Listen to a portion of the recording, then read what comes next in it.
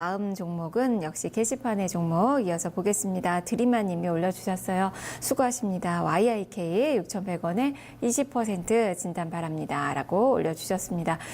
YIK가 오늘 밀렸습니다.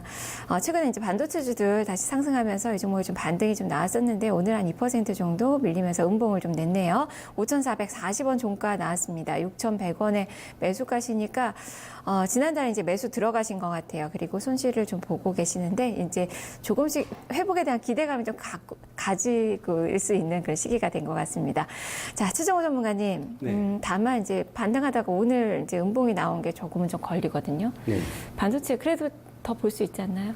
보유지 전략입니다. 보유지 네. 전략이고 요즘에 유니테스트라는 회사가 있습니다. 네. 그 후공정 테스트 업무를 맡고 있는 회사인데 유니테스트가 굉장히 흐름이 좋죠. 그러니까 네. 뭔 얘기냐면은 반도체는요 앞으로 디램 반도체가 됐던 시스템 LSI가 됐던 뭐 낸드 플래시가 됐던 뭐가 되냐 미세화 공정하게 될 거예요. 네. 그 미세화 공정에서 가장 중요한 부분이 뭐냐면은 바로 테스트 업무예요. 그러니까 반도체에 있어서 가장 중요한 것 중에 하나가 바로 이런 테스트와 관련된 장비사들의 흐름은 굉장히 좋을 겁니다라고 말씀드려 볼 수가 있습니다. 또 한 가지가 전자현미경이나 원자현미경과 관련된 회사가 있어요. 뭐 파크 시스템 같은 회사들이 있죠. 이런 것들은 다 미세화를 어떻게 보냐면은 그러니까 검사하는 공정이다라고 보시면 돼요. 그래서 이런 공정들은 계속해서 실적이 좋을 것이다라고 설명을 드릴 수가 있는데 이 회사가 2015년도 영업이익이 대략 154억이 났는데 2017년도에 한 194억까지 상승세가 나타나고 있었거든요. 그만큼 반도체 테스터 장비사들은 계속해서 실적이 좋아질 가능성이 높다 낮다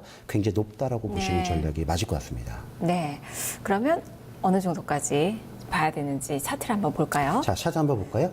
자, 차트가 흐름을 보시면 지금 거의 비슷하게 움직이고 있습니다. 네. 하이닉스랑 삼성전자가 빠진 거 같이 빠지고 있죠. 근데 지금 삼성전자와 하이닉스가 같이 올라가고 네. 있죠.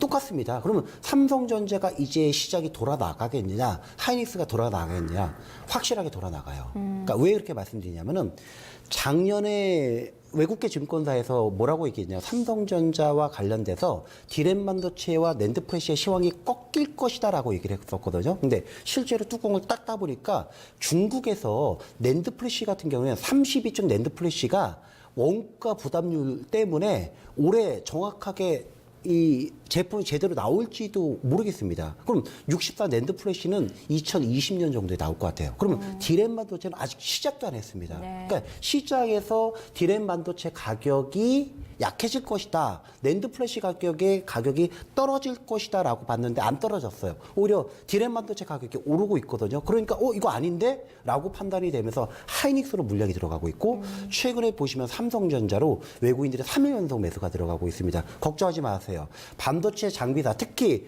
테스트 업무를 맡고 있는 반도체 장비사들은 주가 흐름이 굉장히 좋을 거니까 이 종목은 전고점 갈 겁니다. 걱정하지 마시고 자 보유하시는 전략인데 그래도 손절가를 말씀드려야겠죠. 네. 손절가는 종가서 4,960원 이탈하기 전까지는 보유 전략 말씀드립니다. 4,960원 손절가. 위로는 어떻게 좀 제시해 주실 수 있을까요? 전고점까지 일단 가야겠죠. 그러면 8,400원 네, 뭐 이 정도까지. 8,400원 알겠습니다. 자, 드리마님, 손절 라인은 꼭 기억을 해 두셔야 돼요.